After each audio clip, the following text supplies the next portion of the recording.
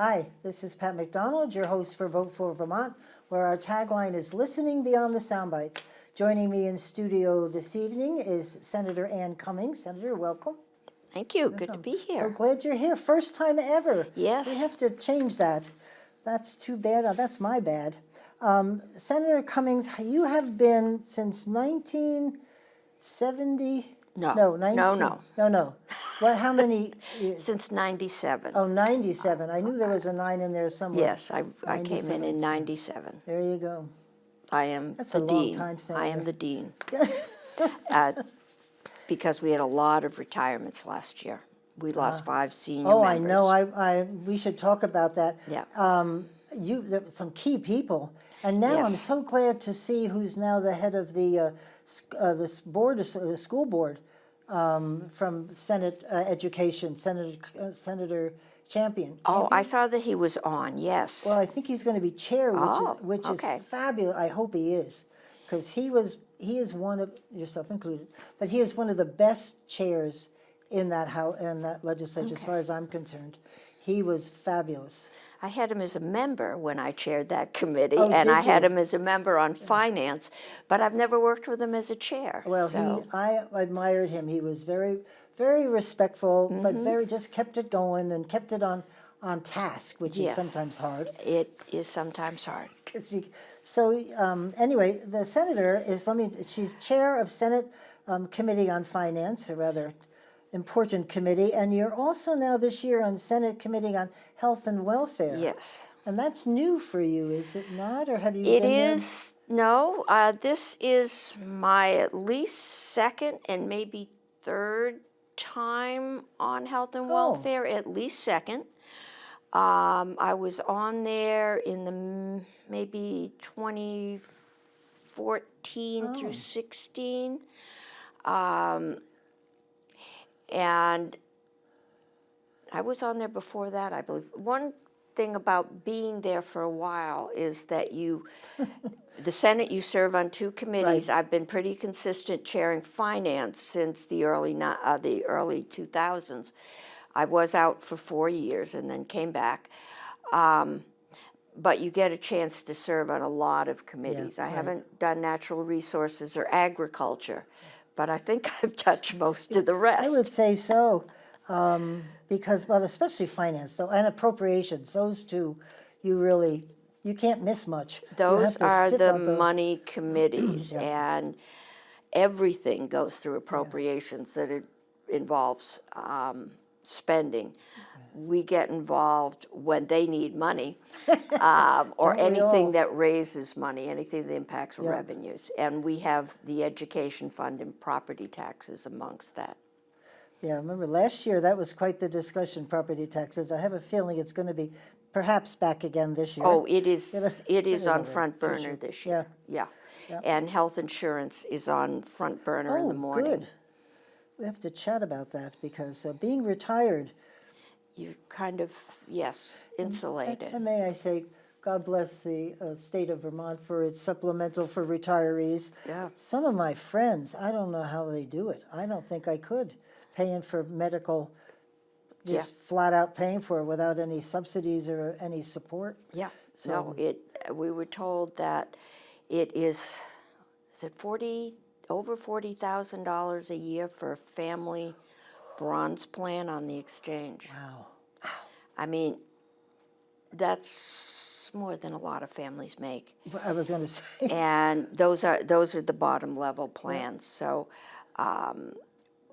we have a problem. yeah, that's huge. Yeah. I mean, I really light candles, and thank God that I retired from state government because of that supplemental. And every time somebody talks about changing it, I'm right there. Yeah, no, 'Cause we're not. that is a benefit of working for state government.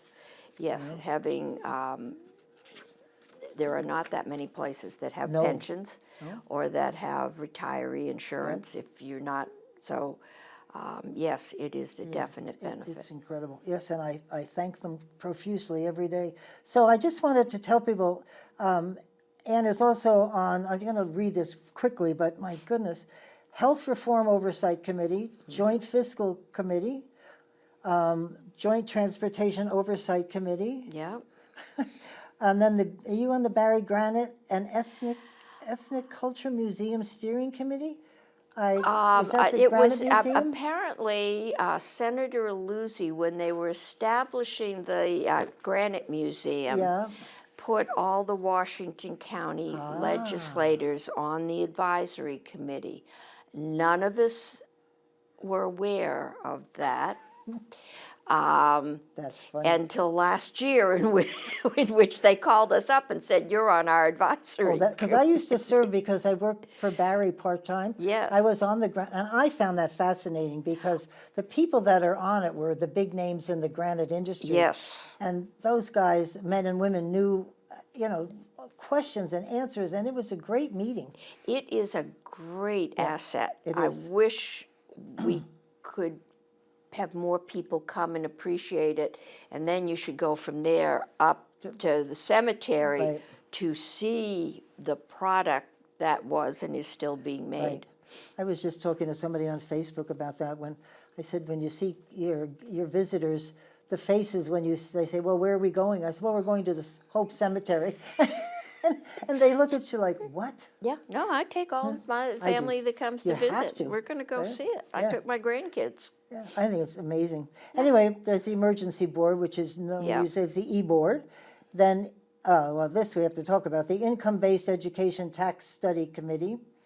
Oh, yes. Yes. That was several years ago. Oh, it was, okay. Yeah. Minimum Wage Study Committee, That was several be years ago, too, yep. Special Committee on Capital Complex Flood Recovery, that must be, That one I don't know about. well, we'll have to find out. Oh, it may have been the 92 flood. Oh, there you go. I was mayor during that well, flood. Yes, that's right. Yeah, I have to talk to you. That was ridiculous. I was commissioner of personnel at the time, and I lost one of my buildings, the basement, all the where the files were kept. Yeah, oh, people's- yes. Yeah. No, I had a group of school kids that was hanging around City Hall that day, and I said, you guys want to do something to help? Because all these city tax records were in the basement, Right. Oh, hard wow. copy. Oh my God. I got all these like 8th, 9th graders, and they're all hauling boxes of Good for you. Well, that's what happened again this year. Yeah. The council room was just full of boxes, and Yeah, downstairs Yeah. was just gutted. yeah, we didn't get the water down Oh, the really? first time. We had a little, but not like this Bill time. Fraser This took time me- it really he took got me flooded. around, and I was just Yeah. He Yeah. had a line downstairs where the 91 was and where Yeah. this one was. Yeah, So. no, they Right. got So let me see inundated. so VSAC. Are you on VSAC still? I am on the Okay. VSAC board, yes. And the Committee on the Future of Public Education. That one is Yes, the I current am one. on that. And then, that's the steering group. It says the same thing. So we do have to talk about that and what you are up to, because there are several proposals about education floating around, which I think Yes. we should just kind of talk about. Okay. But I wanted to let people know, maybe you could tell us a little bit about your background, former mayor of Montpelier. And, I was the last generation of stay-at-home moms until my kids got into school. I went back and got a master's degree in administration, figuring I'd been out of the workforce for a while. Good. So my kids and I used to hang our report cards in the refrigerator. That's funny. It was a little competition. And but during that time, I had started a small business that did knitwear design and did all the wholesale retail traverse, and eventually went to work, and I always thought it would be a small nonprofit and that I'd be a director or whatever of, because that's where I had been on volunteer boards. Yeah. I was on the Central Vermont Community Action, which is now Capstone. I Right. represented the city on there for 10 years. So I did a lot of board work. I was on the board of what is now Prevent Child Abuse Vermont, and I ran their local support group. Did a lot of that work, and then eventually went to work for an adult daycare in Barrie, and moved from there to the marketing director for what is Westview Meadows, the senior living, Yeah. and then became a realtor. I and I was a realtor for 14 years until I retired. Wow, that's great.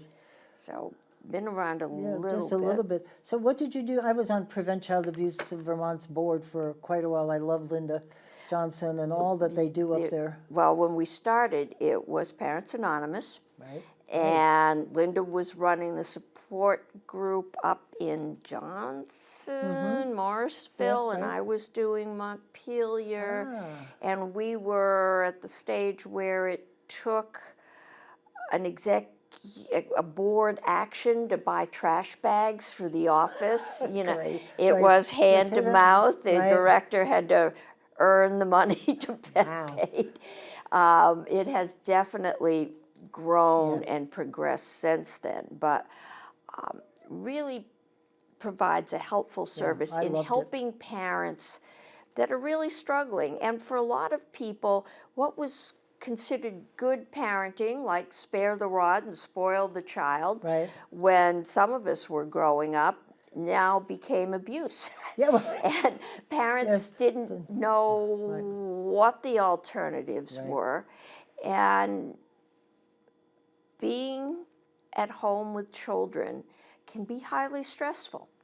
And so we worked at helping parents just be able to be together and vent, yeah, right. to learn parenting techniques from each other and from us. And we got some, we got training. And just to be, to take people where they were and work with them and help them become the parents they wanted to be. I love Linda because Linda walked the walk and talked the Yes. talk. She believes in everything, and Yep. she's so committed. She is. She's just a love. Anyway, and then you decided to become you went right to the Senate. You didn't serve in the House of No, I did. I was on the city council. Well, I lost my first election. I ran for school board, and I was nobody. And there was a former school board chair and the president of the local bank, and I think there was an opening, so there were like 8 people running. And I was nobody. I went out and I knocked on doors, and I lost, but I lost by 7 votes. Oh, And 6 months later, Ray Kelly, who did emergency fuel for the state and was really a low-income advocate, retired. And I threw my name in. there you go. And again, there were like 12 or 15 people that threw their names in, but they were looking for balance. They were looking for someone that had experience with the low income to replace There you go. Ray. And I was shocked. I was chosen, and that was it. That was it. Yeah. So that's an easy, it's not easy because you still have to campaign, but from people knew you from the council then to go over to the Senate. Yeah. That's great. It probably would have been easier, but there were no openings locally.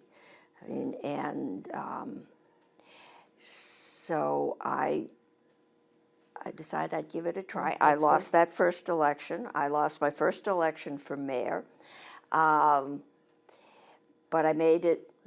The second election was the charm for me both times. I don't think people realize what the mayor's job is all about. Easy to criticize, but there is something. When I started working part-time for Barry, I called up Berlin's town administrator and I apologized to him. Because I said, I'd sit on the board. Well, why didn't you do this? Well, why didn't you do that? And I said to him, I had no idea what goes on in the mayor's office or in our town administrator, and you're like 5 times bigger than Berlin. No, my children would not go downtown with me because they said I couldn't walk a block in less than a half an hour. Right, because somebody'd stop you. Local government is very local. When I went to the Senate, and you've got this long table, and the witness is down there. And in local government, the witness is right in front of you. It is much more personal and in your face than it is. It's much more formal setting when you get under the gold dome, and there's all kinds of decorum rules and not so much at local government. And I think Barry is probably a little more raucous than Montpelier. Well, there was always something going on, Yeah. or you pick up the phone and you go, what? And something out of the blue. You're sitting there Oh, minding yeah. your own business, and then you get your name Your in the septic paper. system just backed up Yeah, in but- my basement. Exactly. What are you going to do about it? So you're on Senate Finance. Could you just tell folks, I mean, obviously finance, but it's really where it all happens, that and approps, correct? Well, Probst spends the money. Yeah. But finance is responsible for anything that raises money, so taxes, fees. We also are responsible for banking, insurance, securities, and utilities. So we do internet, anything to do with electric utilities, most of the renewable, it will start in natural resources and then it will generally come to my committee. So we have a pretty broad range of Yeah, you do. responsibility. That's pretty heavy-duty stuff, too. It You have to can be. understand it. No, because Yeah. somebody asked me to be on the education committee in town, and I just sort of laughed, because that's a lot of work. You have to know what you're talking about, Senator, and I know you do, so. And you need to have good people around you. You right. need to know where to get the information. But I think being on the school board locally, my daughter is on one. I just get between you and your money. The school board gets between you, your money, and your kids, and that is a much more difficult Right. place to So, be in. since you've lost so many key people this year, how has the transition been? Are the folks, I'm sure they're trying very hard, but it's probably different because you just knew them so well, you probably talked your own language. And, well, we lost a lot of experience, and the experience I'm concerned we've lost. When I came in, there had been the economic downturn of the mid-'90s. And I was down at the State House as mayor. We were trying to get some payment in lieu of taxes for the city of Montpelier. So we were there at least every Tuesday morning at 8 o'clock to sit in the cafeteria and meet with our representatives and anybody else. And we were going through, and the economy crashed, and the money went away, and they had spent that money on good things like universal kindergarten, and suddenly it wasn't there. And so when I came in a few years later, the people that were running the Senate and they had been through that experience. And so it was religious about differentiating between what is ongoing revenue, what's the stuff that's going to be coming in, and what do we think is one time because we can't do it. That's when you had to, we just don't think, well, we think we're going to have this much revenue. There is a consensus revenue report done in July by the emergency board, which are the money chairs and the governor. Right. And there's two economists, one for the governor and one for the legislature, and they agree. This is what the revenues are going to be. The governor builds his budget on those revenues. They come back and do a second report in January, and if there's, they can adjust it up or down. Revenues are coming in stronger or less than. And that revenue forecast is what the legislature has to use to respond to the governor's budget. Right. But it is because we have so many new people and they haven't been through an economic downturn when the money isn't there and you are making very painful cuts that you don't want to make, there is more of a tendency to just say, well, we want to do this, so we'll raise taxes. And there's a few of us that have been there saying, you don't want to spend all your tax capacity during good times, because there will come a time, maybe sooner rather than later. I think we're all watching the stock market. Well, yeah, that and what's happening in Washington. yeah. Good grief. And so when you will need that tax capacity just to stave off, Right.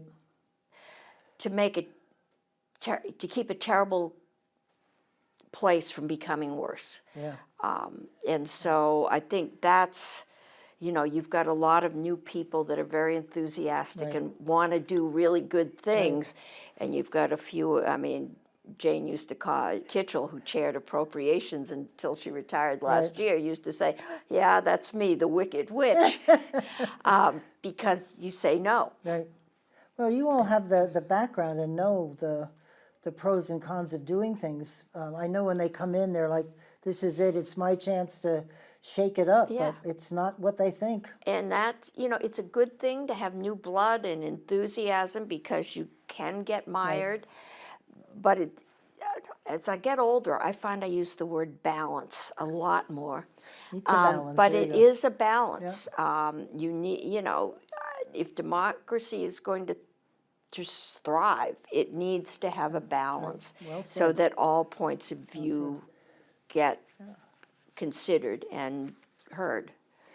I was looking at the committees, the bills that are in your committee. There are not so many at the moment, but I think it's because when you get the budget, that'll keep you. This year, there are a lot fewer bills Yeah. than normal. We have some staff shortages in our drafting department, and so things are coming out much slower. Oh, interesting.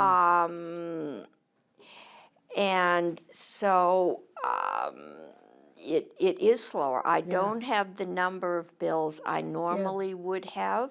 I was surprised in the finance, and I think that now the health and welfare has a lot. It has, but nowhere near what it used to have. Oh, really? Yeah. I mean, I have 3 pages here of bills. That are in there now? Yeah. Oh. Well, that's I think we're getting 3 out tomorrow, and that's it. That's good. In and out, I think. But It may I be just, the House Health and Welfare. Are they H no, bills? these are S bills. bills, Yeah, okay. There are pages of them. And then you have a lot that you've sponsored. I haven't gotten any out to sign out this year. Well, there are some I've co-sponsored with. Yeah, okay, But that's my right. 'Cause drafting requests I have pulled not your come name out. up. The first time when I had you in the room, I always forget to change the date on the top. And I don't know why Ledge Council doesn't have it automatically change, because that drives me crazy. So, because then I'm looking at it, and then I go, oh, I've got the wrong year. I clicked on I've got, a little icon for my committee. Right. So I can click in and get the documents and the agenda. Right. And I kept having to go up and change know, the right? year. And I said, so I've changed it, and I haven't had it do that before. Yeah. So I went down to the tech help and Did said, you? Good. Fix can it. you please fix this? Oh, I'll have to find out how you do that, because if I forget, then I get the wrong information. Yeah. But I don't know why every year they don't automatically. Update Just it. something to think about, another Yeah. bill. Tell them to Tech fix support. It. Fix it, fix Yeah. it. I did notice, and I'm conscious of the time because I want to talk about education. There were several bills about Dr. Dinosaur. I think that program, I think we should win awards for Dr. Dinosaur.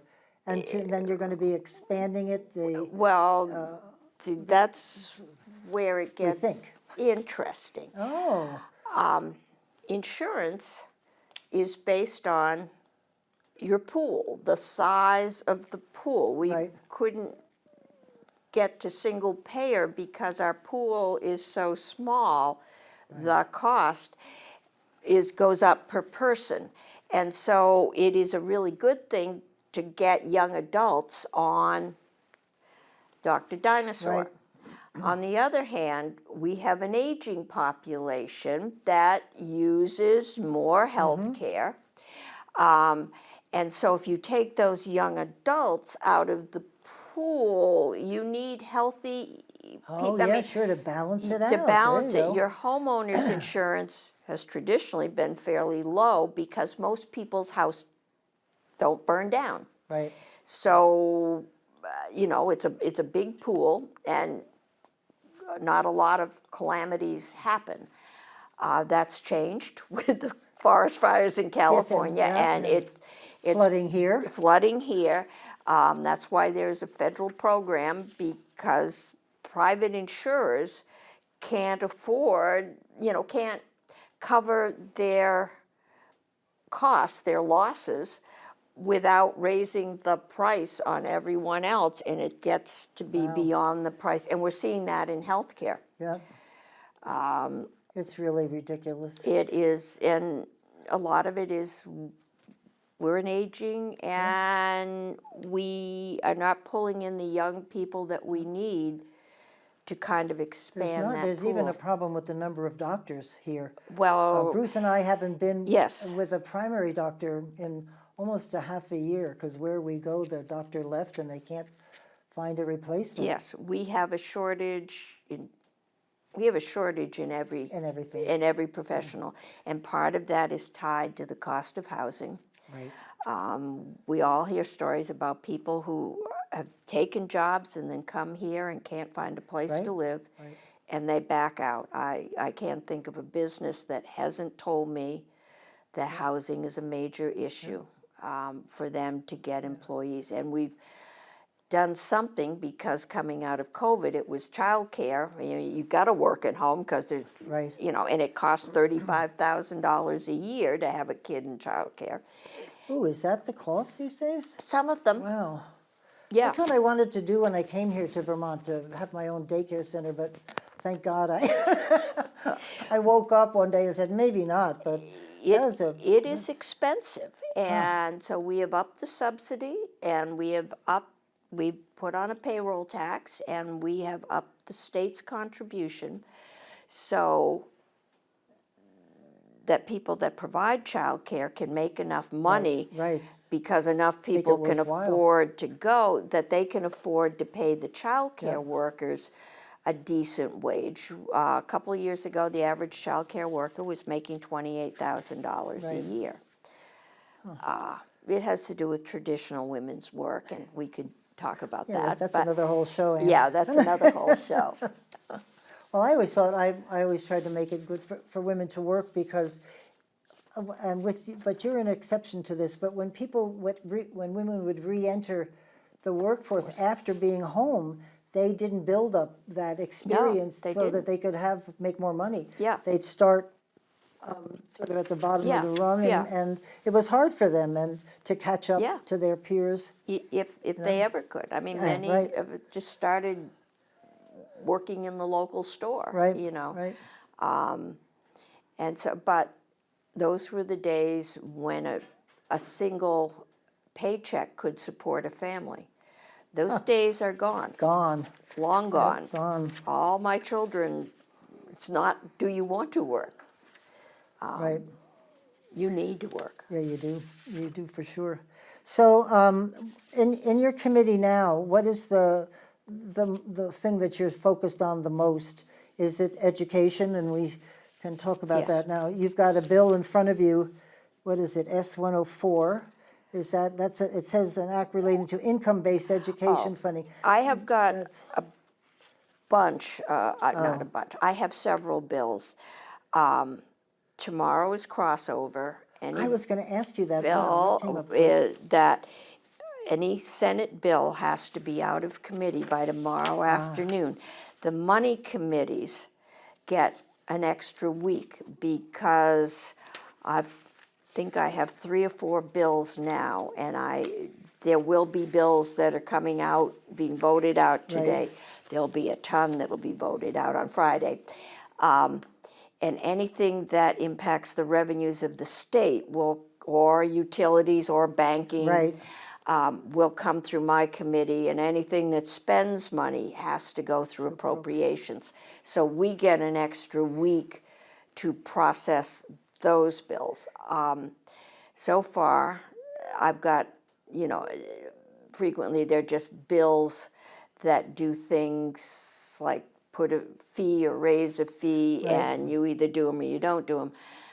But sometimes, especially things that affect utilities and that come out of natural resources, it would not be unusual for us to be there into the evening in this next week. I'm not planning on that next week, but I don't know completely what's coming. I can absolutely guarantee you last year, the last couple weeks, we were there one Friday night, we were there till midnight. Wow. We will be there into the evening, probably for several weeks, just trying to get this whole education Yeah, I know. I proposal heard put that they may together. extend any committees, I don't know, this is probably total gossip, any committees that relate to education to stay on maybe into June to get it done. I think the planning is we would like to get out of there by May, but we won't know until we get there because we have to agree, and there's a long way to go to that. We're still developing numbers, and then you've got to get the House and the Senate and everybody to agree, and then you've got to get the governor to agree. And so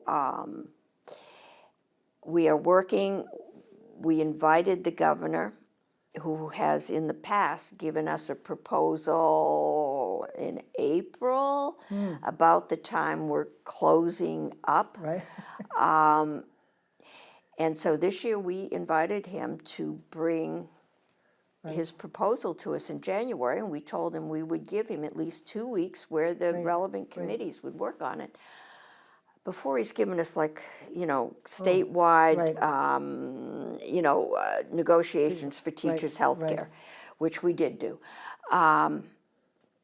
But this year he gave us a complete rewrite of the governance and financing structure. Right. And it has taken us pretty much, have a meeting, we're meeting every Friday at 8 a.m.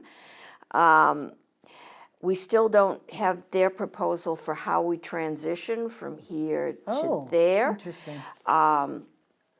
So both money committees, the education committees are working on governance structure. Are we going to have bigger districts? How many? What size? What are they based on? The money committees are looking at what is a foundation formula? How would it work in Vermont? What's it going to cost? The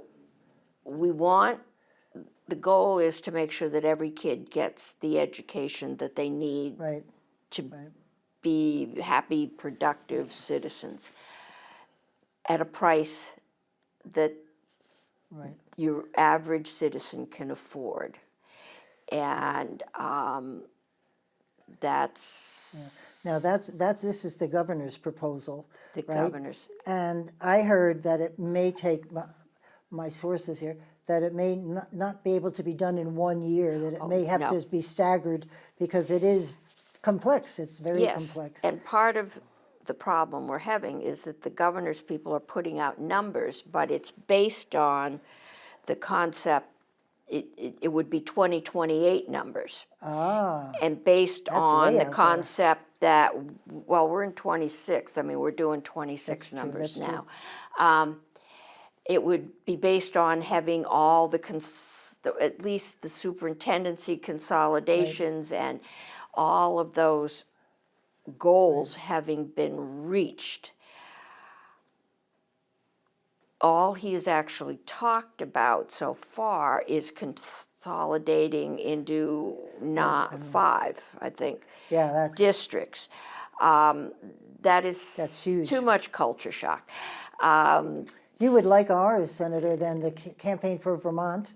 We put ours out yesterday, and we've been proposing this for years to make this the superintendent area centered around the tech centers, so that they were so that it's like in the middle of the circle, and that would give both sides. I think it would help with the money exchange, and make tech ed elevated a little bit Yeah. to where it should be. I I think think we got ours down to 14.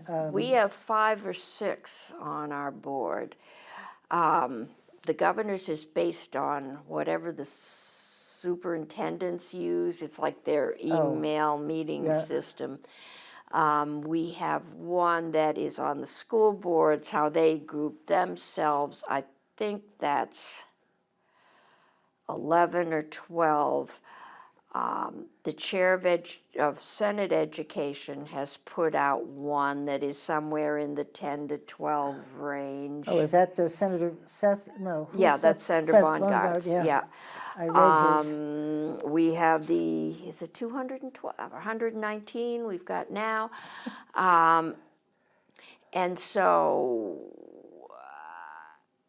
for now, at least the legislature is not actively considering doing away with universal school meals. A lot of feeling that that is a good thing to feed kids. I was struggling with that one because there are people that can well afford Yes, it, and but then the kids benefit because they actually have a balanced, yes. there's your word, balanced meal And it- and makes it better for the day. And when parents are trying to get up and out in the morning and Right, get kids up and out in the morning, I used to do that myself. Here, eat yep, this, right? and it can lead to a lot of power struggles, Exactly. which doesn't start your day off well. So, I think we're going to try and hold on to that. There's no inclination to expand school choice beyond what we have and what the Supreme Court has mandated. Yep. There may be some tightening up of the rules for school choice, but I know Senator Bonsgart said there would be less choice. We have a lot of schools that just don't operate a full school system. They Yeah, don't have the enough non-operating students, districts, a yeah, right. non-operating district. Right. They may do K-5, and then some of them designate a school, some of them say, we'll give you this, some of them will pay the tuition. Right. We have 3 academies that are private academies that function as public schools, St. John's Yes, Berry. and that is seriously, that's a really excellent school. Yep. They do really well. So, we have a mixed tradition between public and private schools. I think the funding formula is going to be I think that the districts will sort themselves out. I would love to see them around the tech centers, but I think I wrote down all kinds of notes on this, what's happening with all these proposals, and then of course your committee hasn't really. They're going to bring their proposals forward this month. I heard. Revenue bills start in the House. Right. And so all the funding, plus the House has all day. Yeah, that's true. They're only. Yeah, that's true. And so they did a lot of work last year. We were told they were going to send us a foundation formula bill, and in the end, they could not get the last numbers to work in time. So they have a real foundation, and they have twice the amount of time. 2 days a week we meet at 1:00, which today it was 2:45 before my committee got to meet. Could you take a 2 cents to talk about because I'm sure people Okay. don't, I had to learn it, so what is a foundation formula? How does that mechanism work? We had it in Vermont, and it basically said you had to raise X amount, which was on your local tax rate, and then the state would fill in more. But basically, the state ensures that you get X amount per student. Right. The state didn't fund it. That led to, when times were bad, that led to the Brigham decision because towns, especially ones with a lot of second homes, had a 28-cent tax rate, and we had at least one town with a $3.28 tax rate. Right. And that was too wide. So we went to Act 60 and the system we have now, which says, met Brigham, that a penny on the tax rate raises this, on any town raises the same amount of money per student in that town. And so the towns with a great deal of property wealth paid in a lot more. It all went into what was fondly called the shark pool. Oh, I remember that. That's yeah, okay. I remember Gold that, towns, Senator. all right. Good memory. And then got put back, got redistributed. Oh, I forgot. The problem is that there is not a direct tie between what you vote, and we found out that there are towns that where the bulk of your residents are lower income, and they're spending less than we'd probably like some of them to spend, but their taxes go up because the Everybody bulk, else. I mean, Barry was the last school to pass its budget last year. Yep. And technically, it really didn't matter what they voted because every other town had voted and all that had been figured out and their tax rate was going to be what their tax rate was. That is so hard to explain to people. And it is very hard. I've tried. So a foundation formula basically says the state, and only one other state, I believe it's Wisconsin or Michigan, has a different thing other than a foundation formula. Basically, the state says, this is what you need to educate a child. And there's, where they raise the money, it varies. Is for 48 states. If they allow you to raise money over and above that foundation formula, some have Brigham similar rulings, some don't. So it varies. But basically, the state says, here's what you have. This is what it costs to educate a child. And they may or may not, and it's called adequacy funding. And there's regular lawsuits saying you aren't giving us an adequate amount, but it is based on the state gives you what you need. The state makes that decision, not the local voters. Here, local voters decide this is what we want to spend on our schools. They all decide that. Then the state takes out all the sales tax revenue, the rooms and meals, all the revenue that's not property tax, and then we set the rate necessary to raise the additional funds. So last year when people were yelling at me in parades that you raised our property taxes, I'm saying, no, I didn't. Wow. So I'll tell you, one year when I was on the select board in Berlin, we worked really hard to try to explain this to people. It's the same 50 people that show up every year, and we worked with them, and we had slides and stuff, and we cut down the school did a fabulous job of really cutting it close and right where it should be, and then of course the rate comes out and it was it was ridiculous. And so the goal is to get something, we have to meet Brigham. Yep. All right. So we have to do some equalizing. And if you have bigger districts and you get one that the student has relatively the same property value per student, if you have a big district, so you got poor towns, and you raise money on that district-wide, then you probably will pass muster with Brigham, which is one of the reasons for the big districts. But the foundation formula, this is what you get. Of course, you can go over it to it. The governor's policy has capped it. You can only go over so much. And they've also changed the income sensitivity, which gives me some concern, because if you have a relatively low income but are living in a high value house, your property taxes are going to go up. And because it is not always a choice, we don't have the housing stock to allow senior citizens who are living on a fixed income, but whose houses are worth 100 times what they paid for them. Right. They don't have that ability to downsize unless they move to Florida. So it gets really hard to do that. And when I left, my committee was still going through different scenarios for if we change the income sensitivity formula, if we did away with it altogether and didn't collect the, $169 million that we have to raise in order to cover what we don't charge people.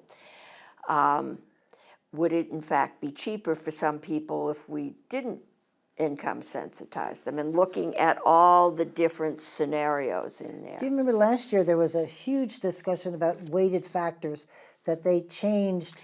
We changed the weighting. Which made a lot, I'll tell you, once I understood it, it made a lot of sense to me. Would that help at all in this balancing we're trying to do? Because we haven't seen the results of that yet, I don't think. No. Well, we are phasing it in over 5 years. The big switch was places like Montpelier and Stowe had fewer low-income kids than they were being given credit for, and not the towns that gained tend to be the ones that had a large number of English as second language students, but they hadn't been given any help to provide the extra education they needed. The ones that got hurt tended to be ones that had fewer lower income students then.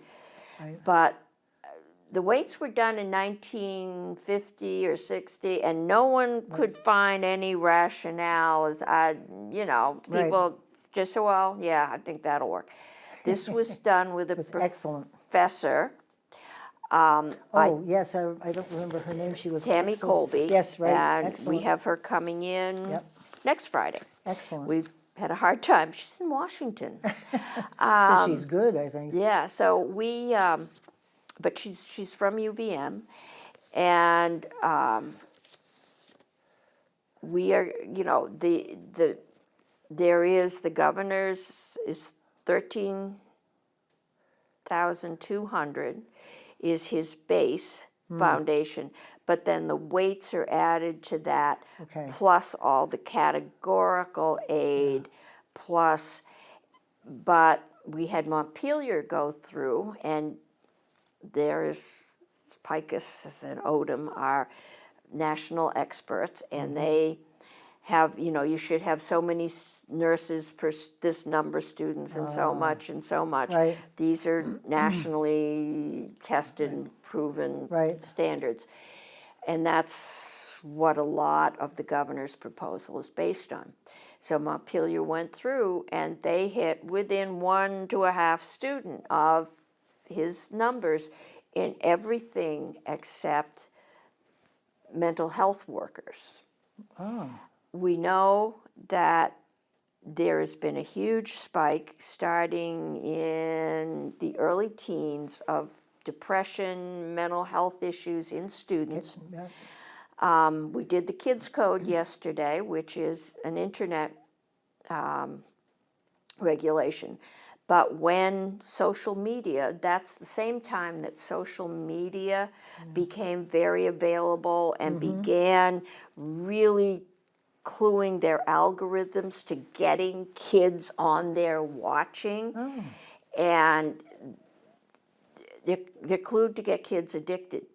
And well, I think you signed the no cell phone in the school bill, that a lot of legislators have done that. Yes. Signed it to get that stuff out of the classroom. Yes, and I have a feeling that bill is going to go through. I would think so, from the number of people that have signed it. It got sent to Health and Welfare yesterday. Oh, there you go. Good. So that will come out. You get addicted. You honestly do. I saw a bill, I'm trying to remember the name of it, that talked about addiction. That's the Kids Code. Yeah, oh, yes, you're right, I'm sorry. It passed yesterday in the Senate. Oh, good. Last year we passed it. I was on economic development when we did it. and the House put it on the Internet privacy bill. And that one, the Senate, you just don't do a bill that major the second year of a biennium, and it's the kind of highly technical thing. If you Yeah, you need don't to get it do right, right? you can do a lot of harm. The Senate just wasn't comfortable, and the kids' code didn't make it through the House because they stuck it on Right, the bigger bill. right. This year, they've said that they will do it, and it's based on, there have been lawsuits, and they have been lost on free speech, First Amendment arguments that the Internet, businesses or people, Yeah, they have a right to free speech. This one, we've worked and learned from those, is based on product safety.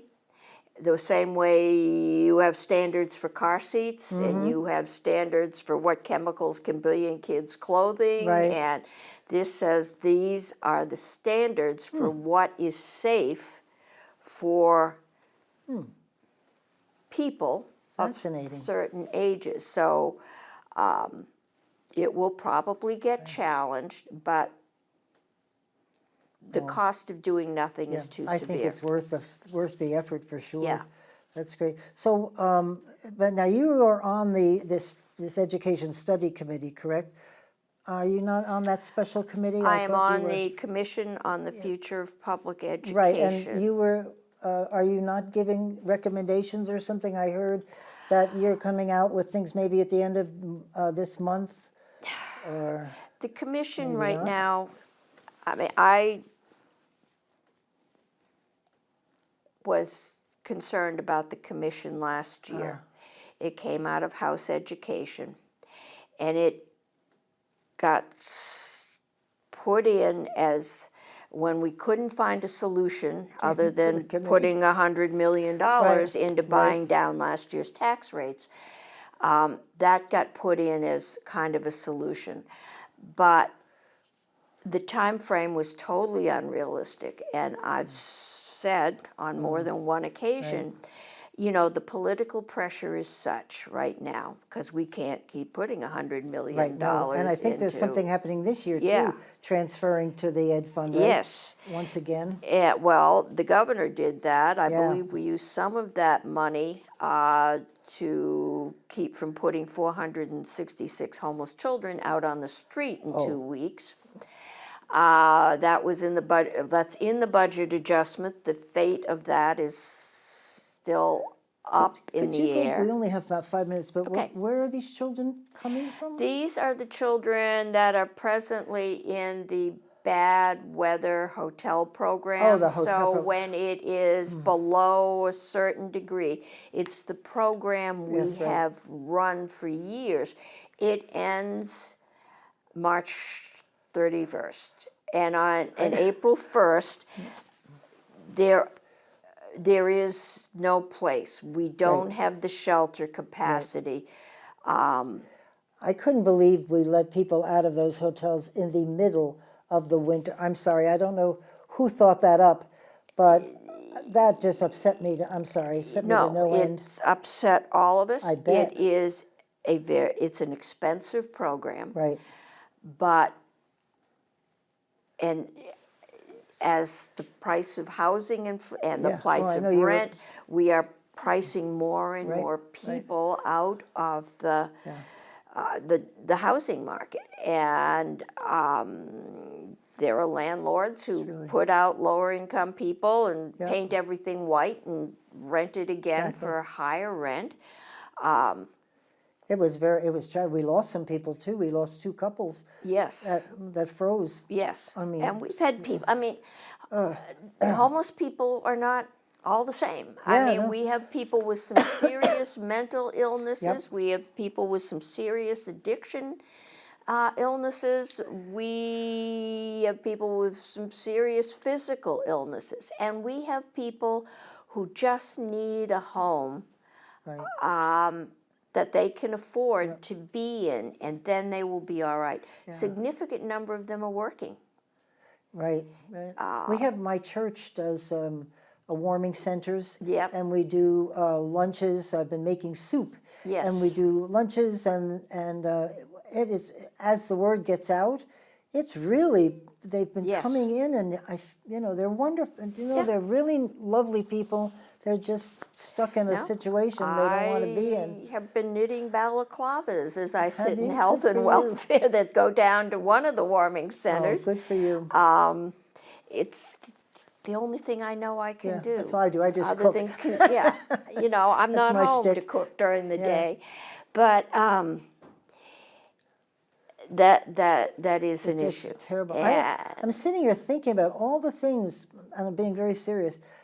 It's different than when I was, it didn't seem to be so overwhelming when I was in the legislature.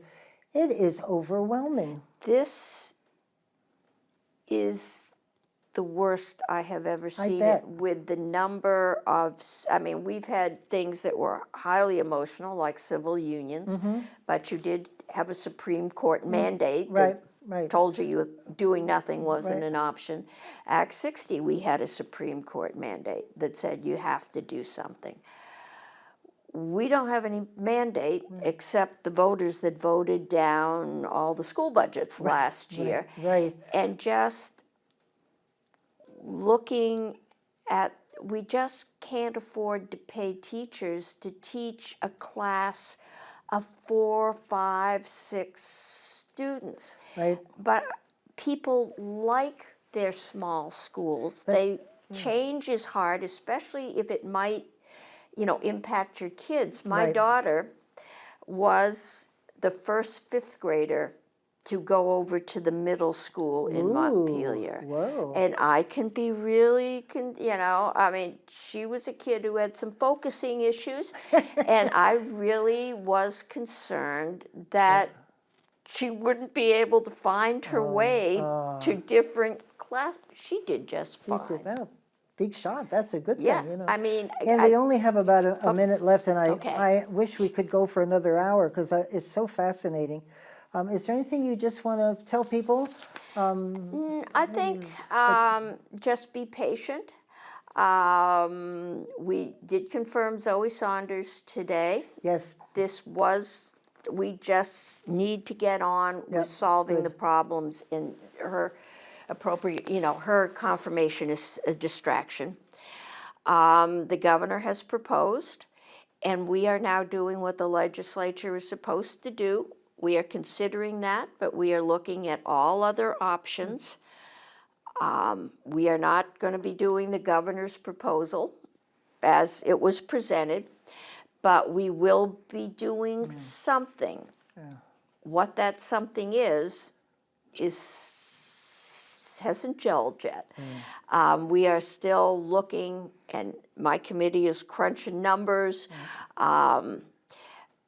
By the time we get out of there this year, we know we need to tell people what we think we're going to be doing. We need to give them a time frame.